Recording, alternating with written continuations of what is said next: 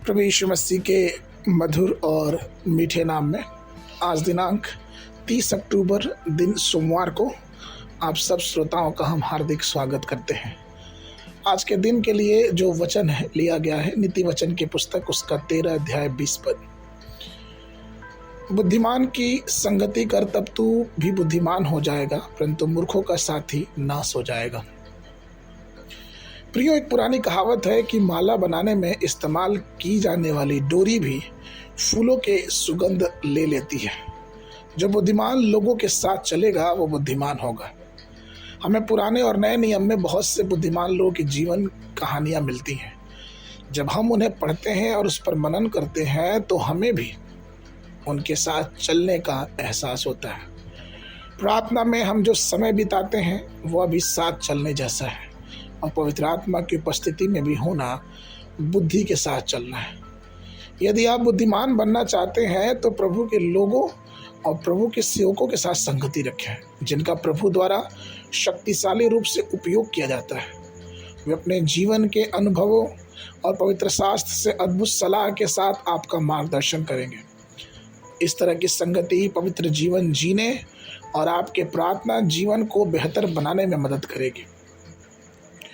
वास्तव में बुद्धिमान कौन है? पवित्र शास्त्र नीति वचन की पुस्तक उसका पहला अध्याय 5 और 6 पद में ये कहता है कि धर्मी झूठे वचन से बैर रखता है, परंतु दुष्ट लज्जा का कारण और लज्जित हो जाता है। धर्म खरी चाल चलने वाले की रक्षा करता है, परंतु पापी अपनी दुष्टता के कारण उलट दिया जाता है। प्रियो, मैं परमेश्वर के एक ऐसे व्यक्ति को जानता हूँ जिन्होंने कलीसिया में काफ़ी समय बिताया है। एक बीमारी के कारण उन्हें अपनी सेवा को रोकना पड़ा। रविवार की आराधना के बाद मैं उनके साथ अक्सर बैठता था।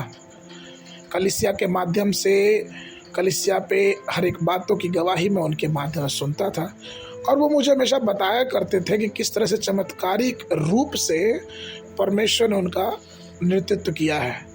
परमेश्वर कितने शक्तिशाली रूप से उस ज्ञान के साथ उनको सेवा करने की आशीष दी है, और वे सलाहें जो मैंने उनसे सुना है वो बहुत लाभदायक सिद्ध हुई। प्रभु ने इस संसार के मूर्खों को अपनी सेवा के लिए चुन लिया और अपनी बुद्धि से अभिषेक किया। जिस प्रकार से पतरस जो कि अनपढ़ था, लेकिन परमेश्वर ने उस मछुआरे को भी अद्भुत रीति से उपयोग किया। उसे विद्वान से भी बढ़ के भाषा दी, जो महान उपदेश देने में सक्षम था, जिसके एकमात्र उपदेश से हजारों लोग बचाए जाते थे। इसके अलावा हम विभिन्न कलीसियाओं को लिखी पत्रियों में प्रेरित पौलुस की बुद्धिमत्ता की बातों को देखते हैं, क्योंकि वो परमेश्वर के चलाए चलता था। प्रभु के प्रिय लोग, आप परमेश्वर के माध्यम से दिव्य ज्ञान प्राप्त कर सकते हैं।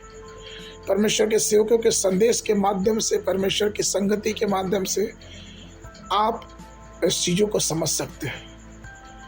परिस्थितियों में, जीवन के विभिन्न संघर्षों में गुजरने से अच्छा है कि परमेश्वर की बुद्धि में आप आगे बढ़ते जाएं। तो आइए हम परमेश्वर के लोगों के साथ रहें।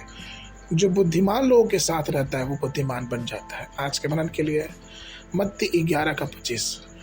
उसी समय यीशु ने कहा, हे पिता, स्वर्ग और पृथ्वी के प्रभु, मैं तेरा धन्यवाद करता हूँ कि तूने इन बातों को ज्ञानियों और समझदारों से छिपा रखा और बालकों पे प्रकट किया है। बाइबल अध्ययन के लिए सुबह के समय यिर्मयाह नबी की पुस्तक उसका 20-21 अध्याय, शाम के समय 2 तीमुथियुस की पत्री उसका 4 अध्याय। परमेश्वर आप सबको आशीष दे, सबको